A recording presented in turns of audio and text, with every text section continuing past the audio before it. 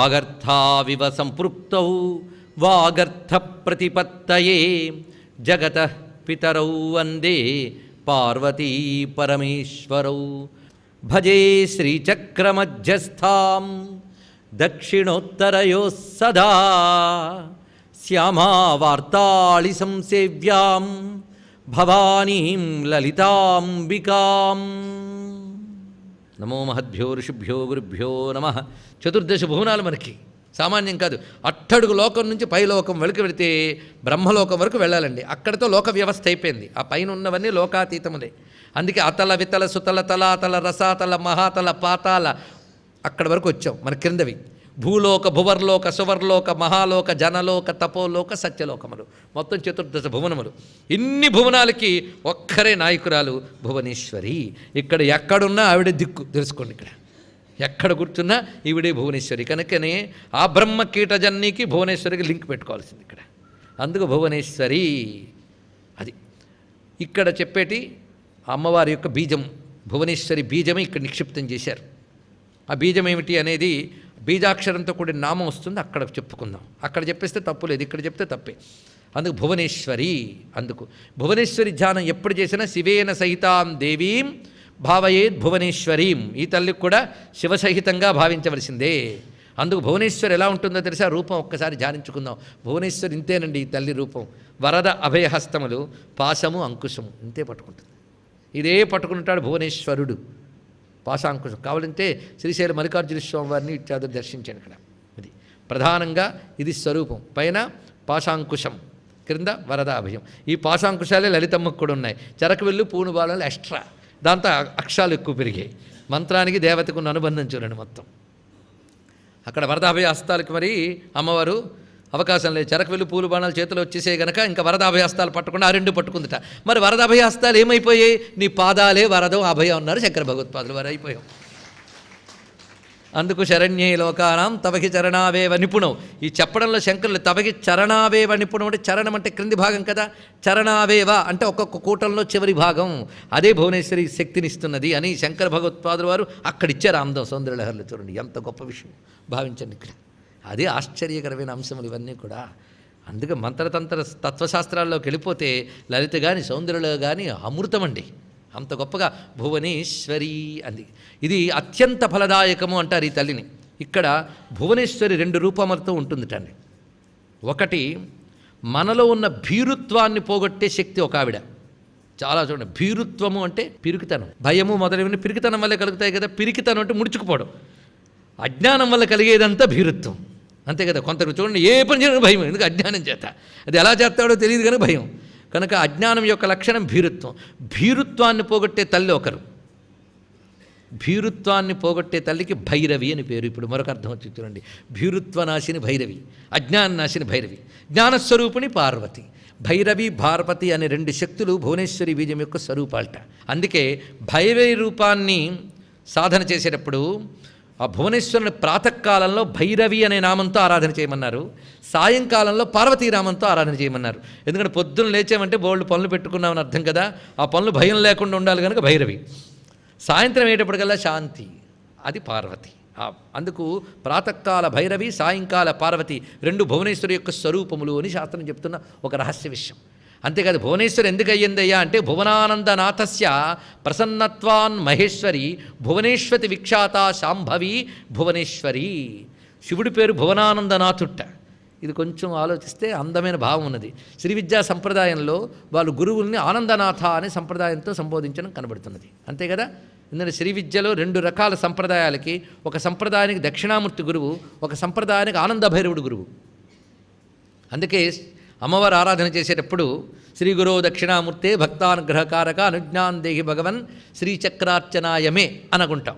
అంతేకాదు అతిక్రూర మహాకాయ కల్పాంత దహనోపమ భైరవాయ నమస్తుభ్యం అనుజ్ఞాన్ దాతుమర్హసి. ఆ రెండు చూపిస్తున్నారు. అది ఆనంద భైరవి విద్య విశేషములు చూడండి ఇక్కడ. అందుకే భైరవ దక్షిణామూర్తులు రెండూ ప్రతిపాదన మనకు కనబడుతుంది. అందుకే మహాభైరవ పూజిత అన్నప్పుడు సాక్షాత్ శివుడే గురువు. అందుకే ఆయనే గురువు అయినప్పుడు ఆనందనాథ గురు సంప్రదాయం అయినప్పుడు ఈ శివుడికి గురువుగా మొట్టమొదటి పేరు పెట్టుకోవాలి. ఆయన కదా ఆది గురువు మనకు, సదాశివ సమారంభం కదా. అప్పుడు ఆయన పేరు భువనానందనాథ అట. అంత గొప్ప, అది శివాజీ గురవే నమః. అందుకు భువనానందనాథుడి యొక్క శక్తి కనుక భువనేశ్వరి అని. అంటే భువనముల యందు ఆనందముగా ఆయన ఉన్నాడు, నాథుడుగా ఆయన ఉన్నాడు. రెండు ఇక్కడ ఆనందము ఆయనే, శాసకుడు ఆయనే. ఇంకొక రహస్యం, బీజాక్షరం ఏమిటో ఇప్పుడు చాలామందికి అర్థమైపోయి ఉంటుంది, నేను చెప్పను. మళ్ళీ బీజాక్షరం వచ్చినప్పుడు చెప్తాను, అర్థమైన వాళ్ళకి పనికొస్తుంది. ఒకటే బీజాక్షరం ఇది. ఒక్క బీజాక్షరంలో 3 అక్షరాలు ఉన్నాయి. ఆ బీజాక్షరంలో ఉన్న అక్షరాలు మొత్తం మనకి 3, చివరికి నాదం. ఆ మొట్టమొదటిది ఆ ఏకాక్షరేపి, చూడ్డానికి ఒక్క అక్షరంగా కనబడుతోందిట. మొత్తం 4 శక్తులు అందులో కలిసిపోయాయి. 4 శక్తులు సామాన్యం కాదయ్యా. దక్షిణామూర్తి సంహిత అనే గ్రంథంలో ఉన్న వాక్యం చూడండి, భువనేశ్వరి బీజంలో ఉన్న రహస్యాన్ని చూపిస్తున్నాడు. తత్తదుపాసకులకు చాలా బాగుంటుంది, లేకపోయినా బాగానే ఉంటుంది. ఏకాక్షరేపి దేవేసి సంత్యత్ర భువనానితి, ఇది చెప్తున్నాడు ఇక్కడ. ఒక్క అక్షరంగా మనకు ఆ బీజాక్షరం కనబడుతున్నా సమస్త భువనములు అందులో ఉన్నాయన్నాడు. ఇక అందుకే ఆ బీజాక్షరం అంటున్నప్పుడు ఒక్కసారి ఆనందంగా అనాలటండి ఆ బీజాక్షరం. ఇక్కడ దాకా వచ్చాం కనుక హ్రీంకారి హ్రీమతి, అక్కడది ఆ మొట్టమొదటే చెప్పారు బీజాక్షరం. ఆ బీజాక్షరం ఉన్నదే అందులో సర్వభువనములు ఉన్నాయట. అది గురూపదేశరహితంగా చేయరాదు ఆ బీజాక్షరం. అందులో సమస్త భువనములు ఉన్నాయి, అందుకే అదే భువనేశ్వరి బీజము అని చెప్పి. అది ఎలాగో అంటే ఉదాహరణకి చాలా చెప్పాడు, కానీ మొత్తం మంత్ర విషయములు ఎక్కువ ప్రకటించకూడదు. కొన్నేమో ఆ మాత్రం చూపించాలి, కొన్ని మేలు ముసుగులా చూపించాలి, కొన్ని సంకేతంగా చూపించాలి. ఇవన్నీ ప్రవచన నియమావళి. శాస్త్రాన్ని ప్రవచనం చేసేటప్పుడు అనేక నియమాలు ఉంటాయి. అది గురు సంప్రదాయ బద్ధములు, సంప్రదాయబద్ధంగా కూర్చొని చెప్తున్నటువంటి వచనములు ఇవి. అందుకే వ్యోమబీజే మహేశాని కైలాసాది ప్రతిష్ఠితం. మొట్టమొదటి బీజం హకారం, అది ఆకాశ బీజం. ఇంకా దానిలో సూక్ష్మ భూమికల్లోకి ఇలా తీసుకెళ్తాడు ఒక్కొక్కటి.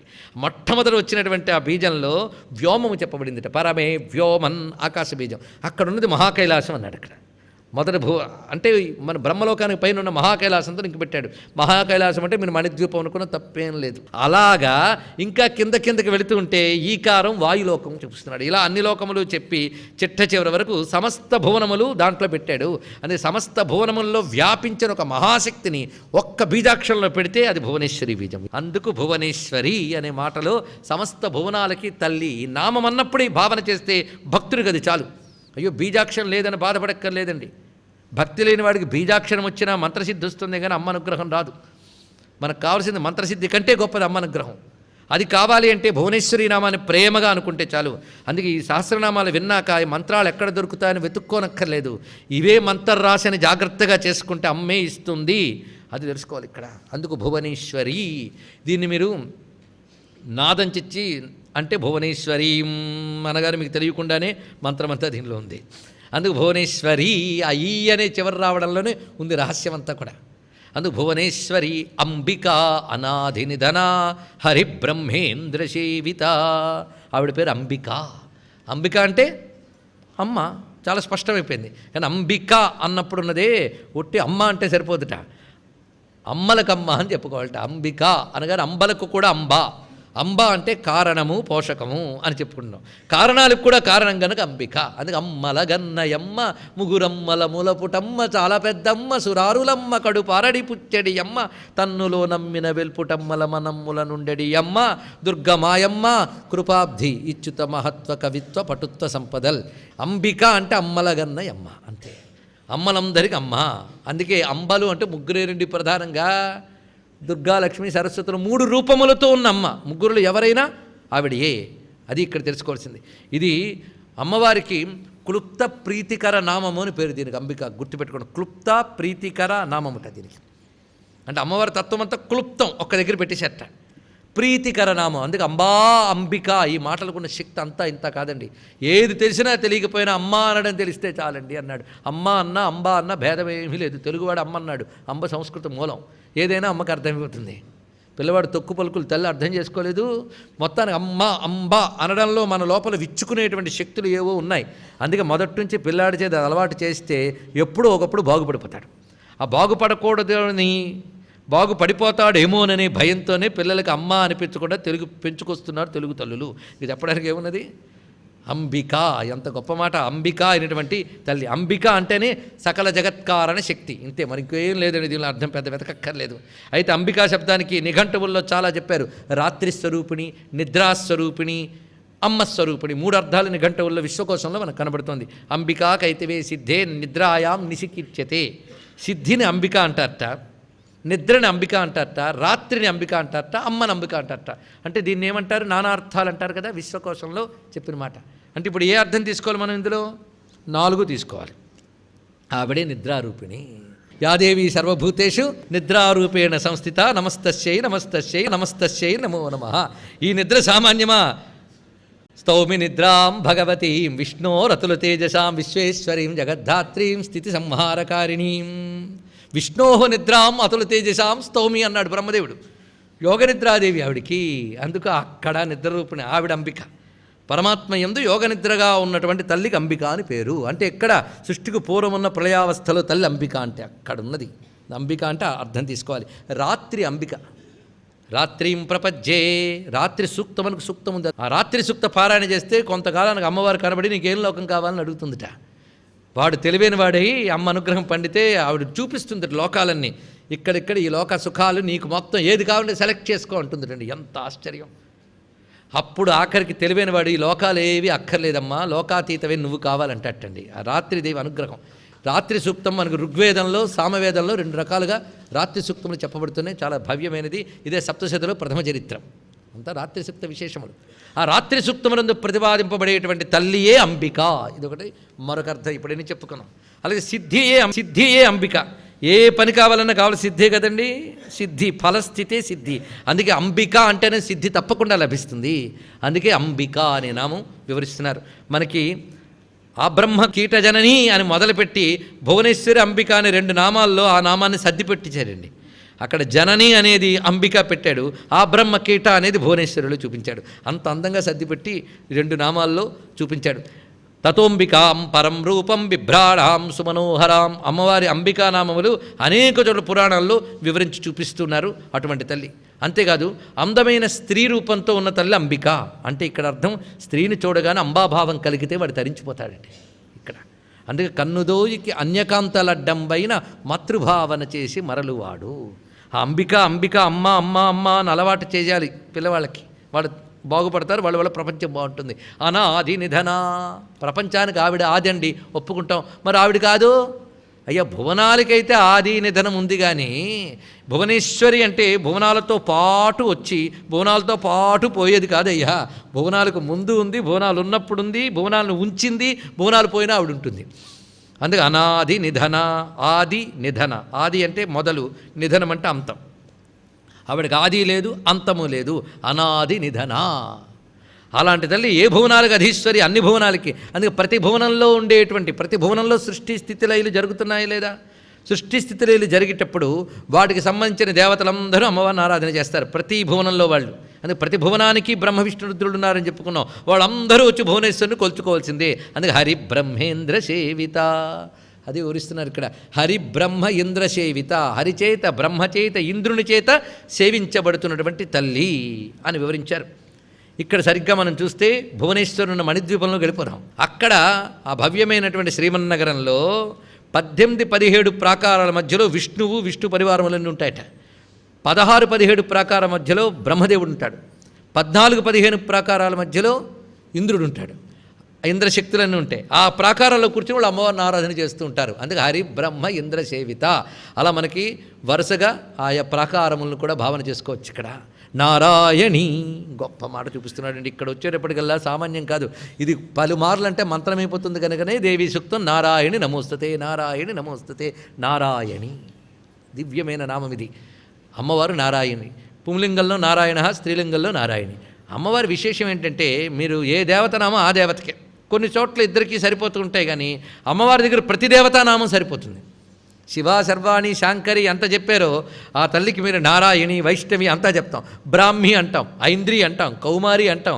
సర్వదేవతల నామాలు అమ్మవారికి వ్యవహారం ఉంచుండి ఇక్కడ. అంటే అర్థం ఏంటి? సర్వదేవతల శక్తి అమ్మవారే గనక అమ్మవారు సర్వదేవతాత్మిక. అందుకే నారాయణి. నారాయణి అంటే పరబ్రహ్మ యొక్క పేరండి, కొట్టలేదు. పుంలింగంలో ఉంటే నారాయణ అన్నారు.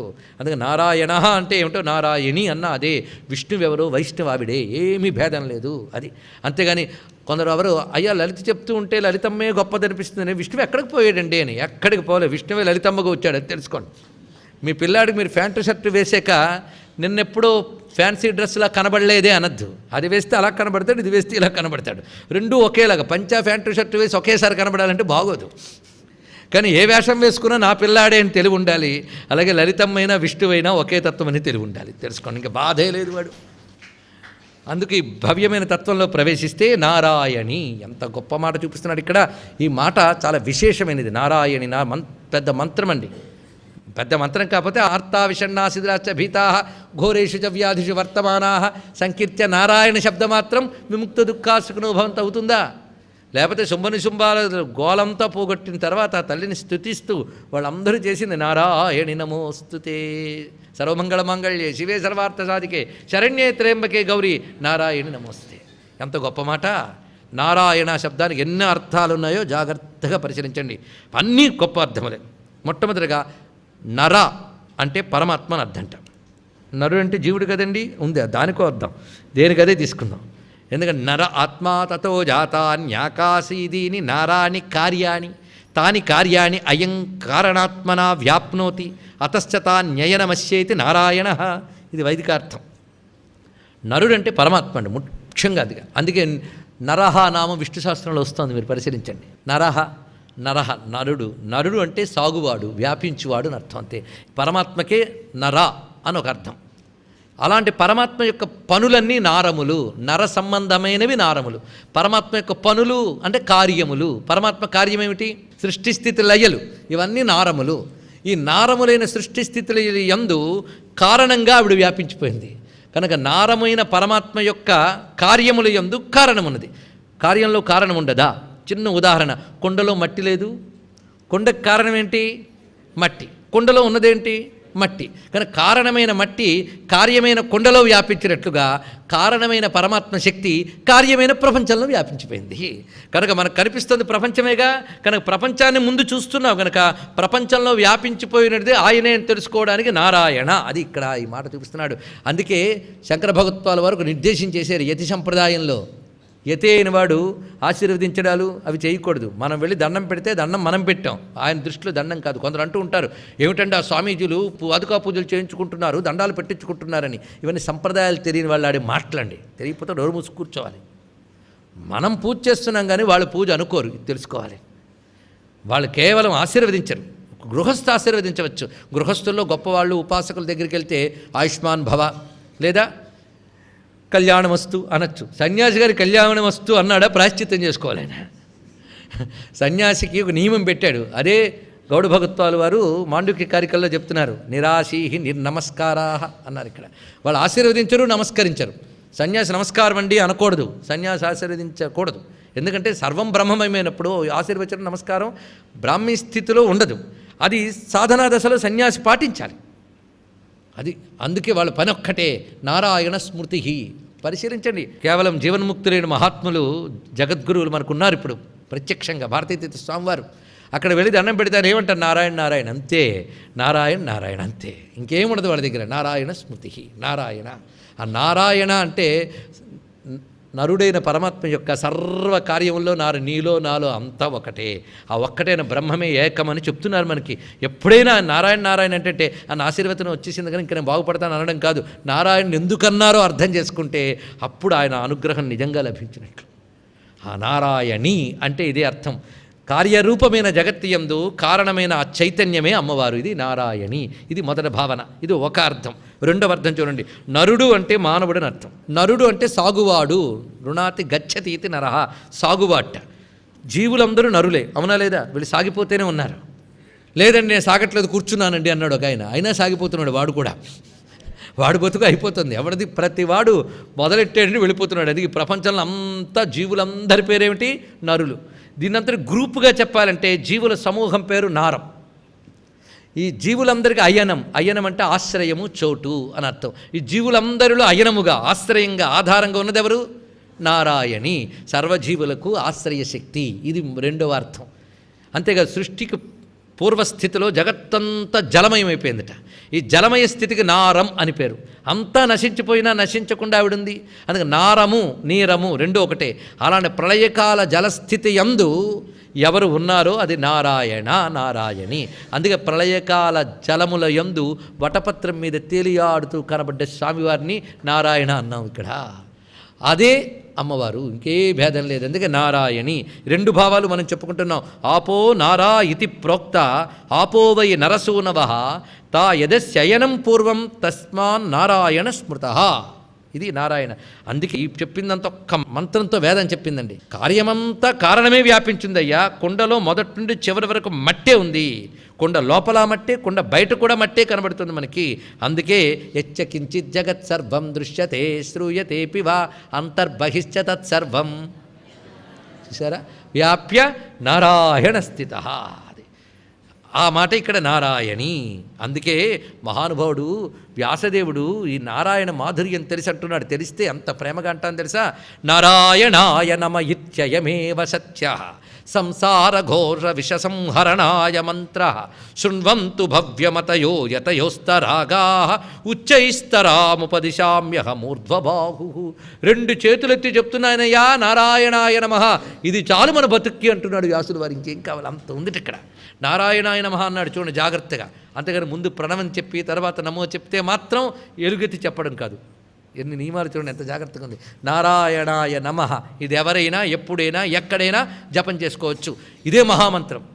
ఏది చేత కాకపోతే నారాయణ నారాయణ లేదా నారాయణి నమోస్తుతే ఏదన్నా. అందుకే నారాయణ అన్న నారాయణి అన్న అమ్మవారే. అందుకే నారాయణ నమోస్తుతే శరణాగత దీనార్థ పరిత్రాణ పరాయణి ఆశ్రయశక్తి కనుకనే సర్వస్యార్తి హరే దేవి నారాయణ నమోస్తుతే.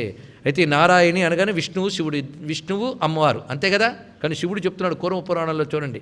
అహం నారాయణో గౌరీ జగన్మాత సనాతని విభజ్య సంస్థుతో దేవా స్వాత్మానం పరమేశ్వర రోదిన్యాఖ్యం యదుక్తం తే నాదస్తస్యోర్ధ్వ సంయుత. ఇక్కడ వివరిస్తున్నాడు. ఇక్కడ నాదస్వరూపం గురించి చెప్తూ అహం నారాయణ.